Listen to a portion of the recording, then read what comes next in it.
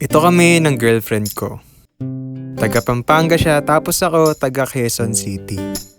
2 years na kaming LDR at bumabiyahe ako ng 2 oras para bumisita sa kanila. Nagkaroon ng times na once a week akong bumibisita, pero ngayon, hindi ko pa ulit kayang bumisita masyado. Kaso, namimiss ko na siya. Monday, March 4th, 4:30 a.m.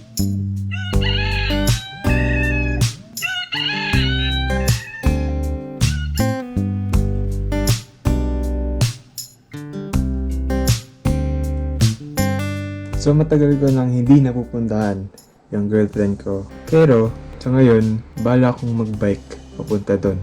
Sa pagkakaalam ko, nagre-review siya ngayon at hindi niya alam na binabala ko to. Excited ako na makita siya. Una, yun. Pero yung bike papunta doon, yun yung medyo lang, parang sacrifice ba? Usually, pag pupunta ako doon, nag-iwan ako ng post-it notes at tinatago ko sa kanila. Pag pauwi na ako niyan, sasabihin ko sa kanya, hanapin mo. Tapos alam niya na yun. Okay na. Let's go!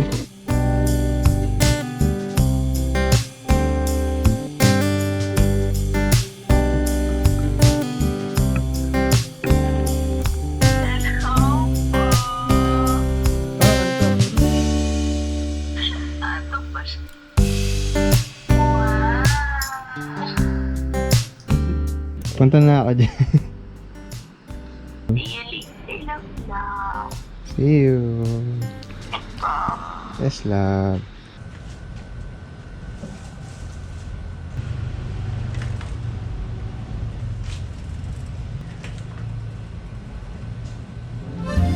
Ito si PK Mahananja. Isa siyang artist na kilala sa pagbisikleta mula sa India hanggang sa Europe para makita ang mapapang-asawa niya na si Charlotte. Kumpara sa binyahe niya, mas malapit ang Pampanga mula sa Quezon City. Pero iisa ang rason namin kung bakit ko naisipan na magbisikleta ngayon. Yan ay dahil sa pag-ibig.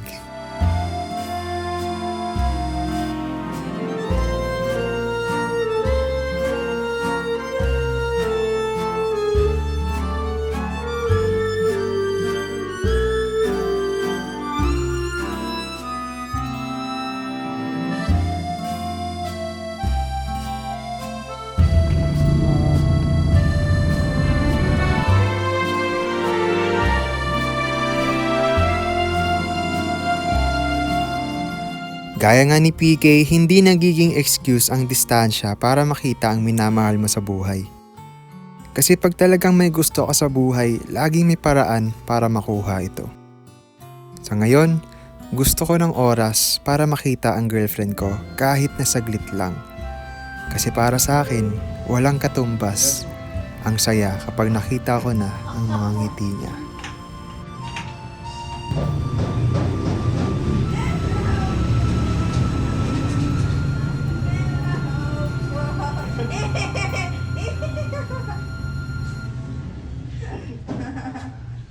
Nag-swimming.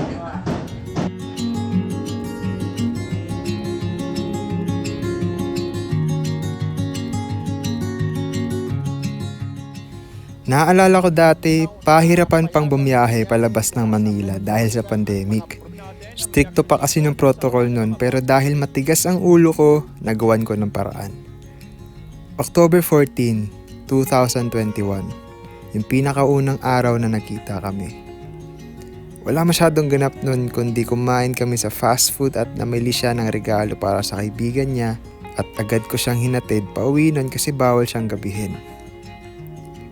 Pero pagkatapos nun, tuloy-tuloy na ang paggawa namin ng memories.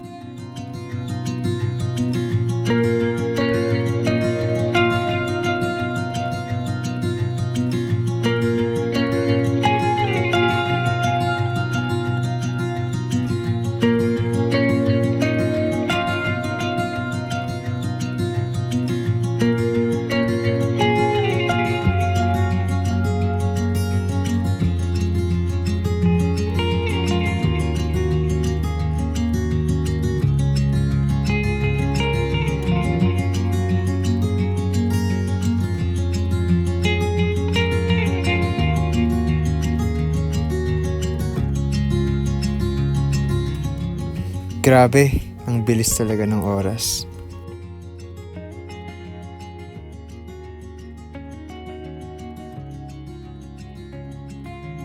Ito yung mga moments na talagang ayokong alisan.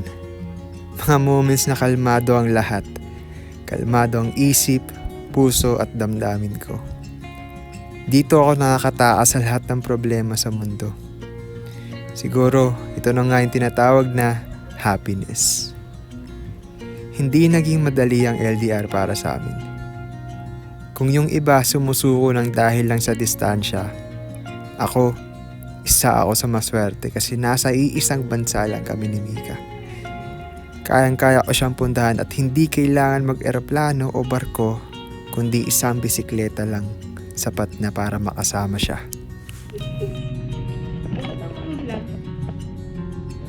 Agapupunas! Yay! Yay! Agapupunas!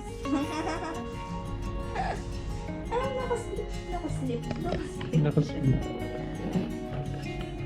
I'm a cheerleader.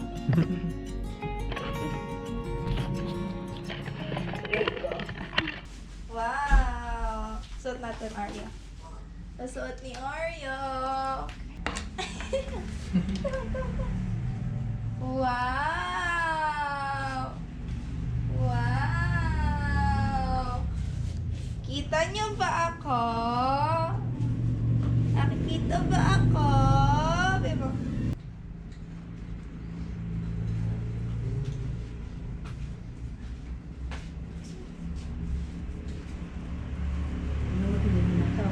Wow! Let's go! Wala ka na nakalimutan? Wala na. Nahanap mo na ba yung ano? Hindi! Joel! Hanapin mo. Oo, mahirap ang LDR.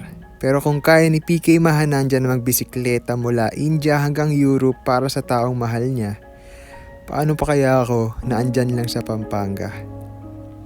Promise, napakadali lang pumunta. Pero darating din yung oras na kailangan nyo muna magpaalam sa isa't isa. At yun, para sa akin, ang mahirap.